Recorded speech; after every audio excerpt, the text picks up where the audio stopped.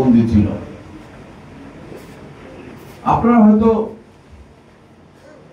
জানেন যে তিনি 6 বছর বন্দী ছিল, কিন্তু আমি মনে করি তিনি 7 বছর বন্দী ছিল। কারণ সে 18 সাল থেকে 24 সালে তার জামিন হয়েছে। তিনি পরের 1 বছর হয়তো বাড়িতে ছিলেন, কিন্তু কয়েকদিন পর পর কিন্তু তাকে জামিন এক্সটেনশন করতে হতো, ঠিক না?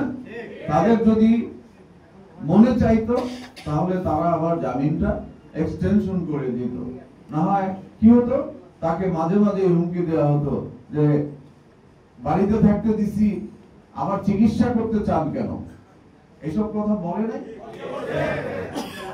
বাড়িতে থাকতে দিছি, বাড়িতে থাকেন, আবার চিকিৎসা করতে চান, চিকিৎসা করতে চাইলে পদ্মা সেতু থেকে টুস করে ফেলে দেব, বলে নাই?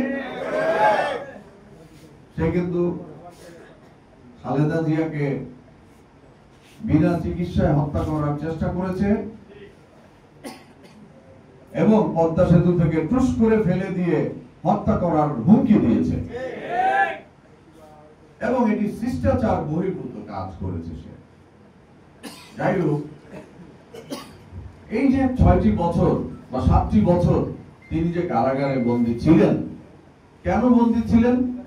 তিনি চাইলে তো বিদেশে যেতে পারতেন, চিকিৎসা করাতে পারতেন বিদেশে গিয়ে, এবং চাইলে নির্বাচনের মাধ্যমে তিনি বিরোধী দলীয় নেত্রী হয়েও বিরোধী দলীয় নেত্রীর সুযোগ সুবিধা, গাড়ি বাড়ি, মন্ত্রীর পদমর্যাদা এগুলো ভোগ করতে পারতেন, কিন্তু তিনি তা করেন নাই। কেন করেন নাই?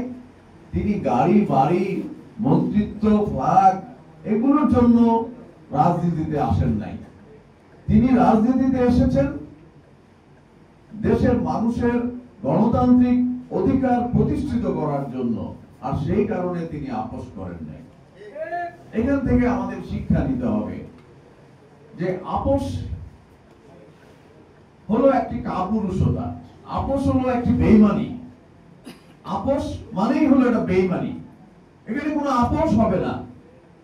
গণতন্ত্রের প্রশ্নে, নীতির প্রশ্নে, আদর্শের প্রশ্নে কোনো আপোষ হবে না।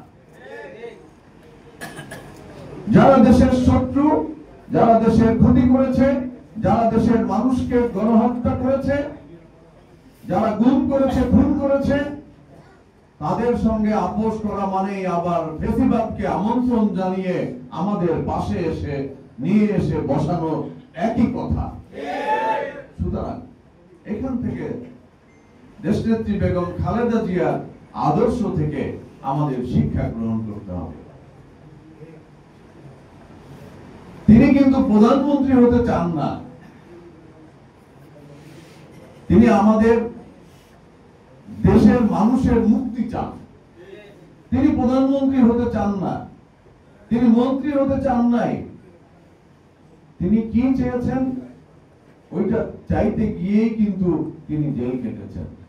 এটাই আমাদের বুঝতে হবে যে তিনি চাইলে তো জেলে না গিয়েও তিনি বাইরে থাকতে পারতেন এবং সুযোগ সুবিধা ভোগ করতে পারতেন, কিন্তু তিনি তা করেন নাই। আজকে দেখেন আওয়ামী লীগের কি পরিণতি হয়েছে।